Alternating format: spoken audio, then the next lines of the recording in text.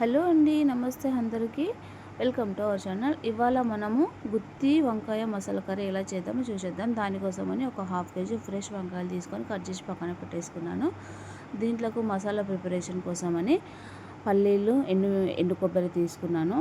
అలాగే ఒక పెద్ద ఆనియన్, ఒక పచ్చిమిర్చి, టమాటాస్ తీసుకొని ఇవన్నీ మనము ఆయిల్లో వేపుకొని పక్కన పెట్టేసుకున్నాము. చూడండి, మనకి ఈ విధంగా ఆయిల్ వేసుకొని అందులోని మనకు ఆనియన్, టమాటా ఆయిల్లో బాగా మగ్గాలన్నమాట. మనకి మగ్గిన తర్వాత మనకు ఈ విధంగా వచ్చేస్తుంది. ఓకే, దీనికోసమని ముందుగా మనము వేంపి పెట్టుకున్న హోల్ గరం మసాలా ఉన్నాయి కదా, పల్లీలు, ఎండు కొబ్బరి, జీలకర్ర, మెంతులు ఇవన్నీ తీసుకొని మనకు మిక్సీ జార్లో వేసుకొని మిక్సీ పట్టుకోవాలి. ఈ మిక్సీ పట్టుకునేటప్పుడే మన స్పైసెస్ ఎంత తింటాము అనేది దానికి తగ్గట్టుగానే కారం పొడి కూడా కలుపుకోవాలండి మనము.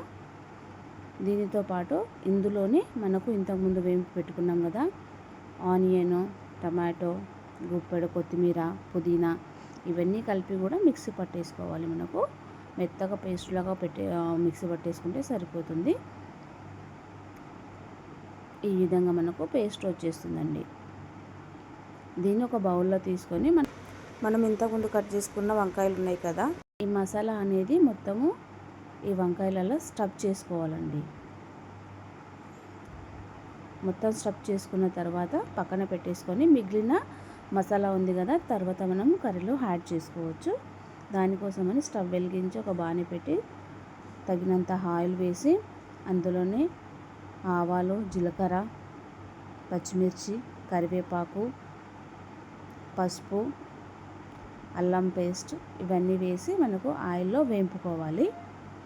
వేపుకున్న తర్వాత ఇందులోనే మనకు ఇవన్నీ వేగిన తర్వాత మనం ఇంతకుముందు మిక్సీ పట్టుకున్న మసాలా ఉంది కదా, స్టఫ్ చేసిన తర్వాత మిగిలిన మసాలా ఉంది కదా, ఆ మసాలా అనేది మనకి ఇందులో ఆయిల్లో వేసి బాగా మగ్గించుకోవాలి. మనకు అంటే మగ్గి ఆయిల్ అనేది పైకి రావాలి. పైకి వస్తే మనకు మసాలా మగ్గినట్టు.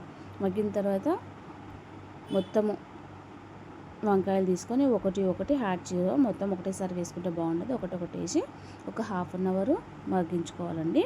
మగ్గేటప్పుడు ఏంటంటే అడుగంటకుండా ఒక ప్లేట్లో వాటర్ పోసి మనం ఇలా పెట్టడం వల్ల ఏంటి అంటే అడుగంటకుండా ఉంటుంది. మనకు ఒక హాఫ్ అన్ అవర్ తర్వాత చూడండి, మనకు మసాలా వంకాయ కర్రీ రెడీ అయిపోయింది. లాస్ట్లో కొంచెం గుప్పెడు కొత్తిమీర వేసి దించితే సూపర్గా ఉంటుంది. ఓకే అండి, ఇప్పటివరకు నా వీడియో చూసినందుకు థ్యాంక్ యూ. అలాగే సపోర్ట్ చేయండి, సబ్స్క్రైబ్ చేయండి. మీకు నచ్చితే ఈ కర్రీ కూడా మీరు ట్రై చేయండి. ట్రై చేస్తే మీకు ఎలా వచ్చిందో నాకు కామెంట్లో తెలియచేయండి. థ్యాంక్ యూ అండి, ఈ వీడియో ఇప్పటివరకు చూసినందుకు.